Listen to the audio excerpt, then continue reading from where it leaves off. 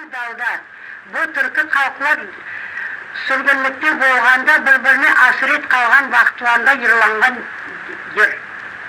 Bul dalda, sen tarlalarda, Leyla'm sarayıda. Bizden ümitken asretelerge kavuşmakayıdam.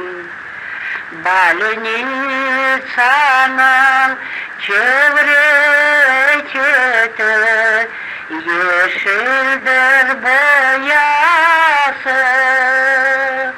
Gençim annem sağlık şayık, ölümdür dünyası.